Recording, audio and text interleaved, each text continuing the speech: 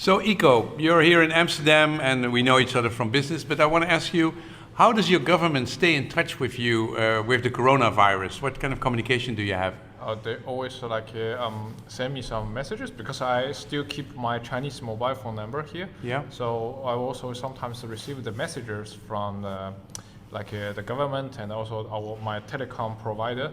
Just be careful, please try to stay at home, and please stay away from the people area, and so something like that. Also. Yeah, but it goes much more specific than that, right? I mean, if you get a phone call from an international, yes. Also this I mentioned if I receive some message or some phone call, because sometimes I also leave my Chinese mobile phone number on this European website. Yeah. And sometimes they will also send a verification code. Yeah. Then also they will immediately also receive another message from my phone provider, and also somehow the department of the government, and then said, okay, you receive a phone call message from the this overseas country, overseas countries. Please be careful. Also the coronavirus situation in the overseas country is also very serious. Please be careful, something like that. Yeah, and then also, if you put in your,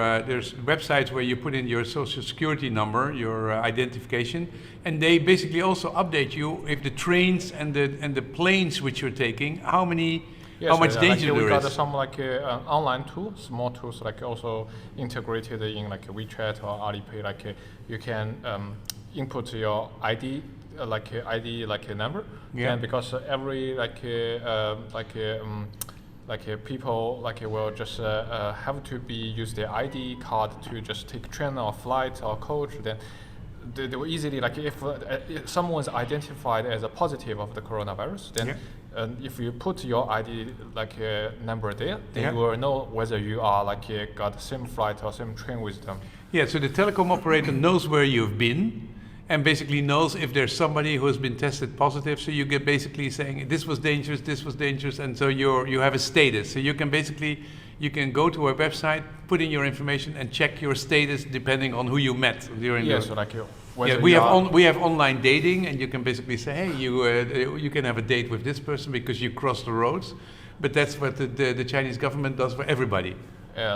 Basically it is just if you input your ID number, then it's always in the system, and you can know how risky you are. Yeah. Okay, and also they keep track of every patient, everybody who's positively been tested. Yeah. You can basically also see. Can you show me that on your phone how that works? Because then you can see in your neighborhood who has been tested positively, and you can see exactly a map with all the patients being tested. So what kind of application is this? Just a small mini program in WeChat. Yeah. So when you click that, it's coronavirus map. Yeah. So then you can see the confirmed cases in different neighborhood. So you can see so this is the entire city of Shenzhen. Yeah. So then it also updated the real time. So just refresh in a certain time. Yeah, and so how detailed is it? How far does it go? Into each neighborhood. Yeah, and how far? I mean, if I can basically see, I can see the address where they are. I mean, it looks pretty accurate. Yeah. But they don't give you the physical address. They give you just about the neighborhood. The neighborhood address. The neighborhood address. Because in China, it's a neighborhood where got several buildings. Maybe hundreds, thousands of families living in this neighborhood.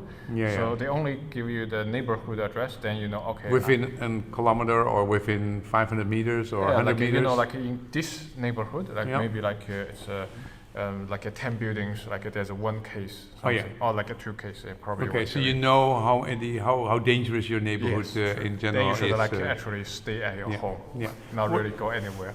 It's interesting, we talked a while ago, and then at a certain point there was a lot of protest after the doctor died. There was a lot of protest, and you said it's because the government wasn't strict enough. Why? What did you mean by that? Because at the beginning, I think the government is always also they already know this, but then they also don't want the people be panic. Yeah. So they actually like within this medical system, they have like already done a lot, but it's not really like tell the people like do something. They didn't make it public. Yeah, they didn't make it. Don't want people to be panic. Yeah. But then people somehow a little bit angry because like they think like suppose like you already know the news, then you should already make very strict like quarantine policies. Yeah, like yeah. don't let people in this hot zone city to travel around. So the people also angry and also a little bit.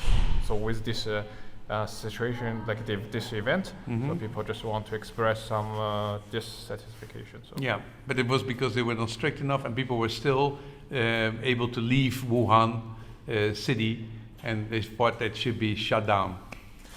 Somehow. Yeah. Like. Yeah. Okay.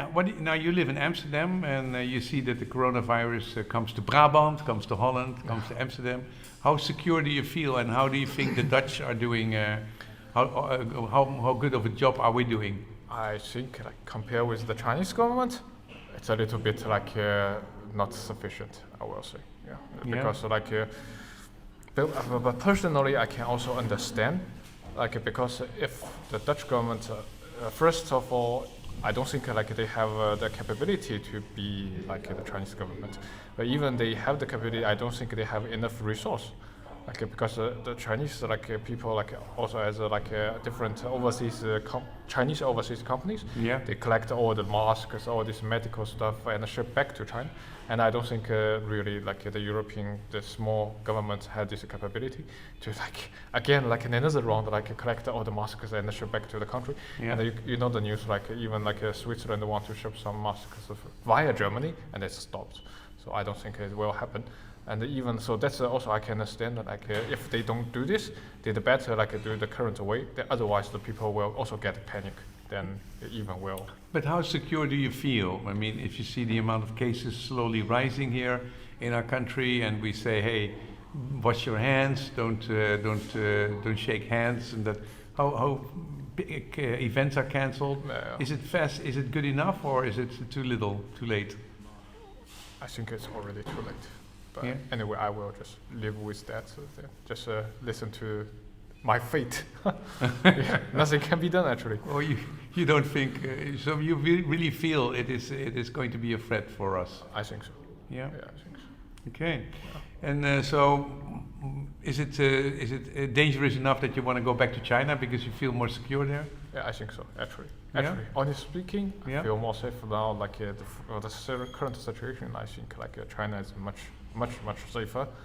But I have to do my job, and I don't have enough holidays because like if I go back to China, it's another 14 days quarantine at home. Uh-huh. Then because also according to our company policy, if we come back from China, Yeah. also another 14-day quarantine here.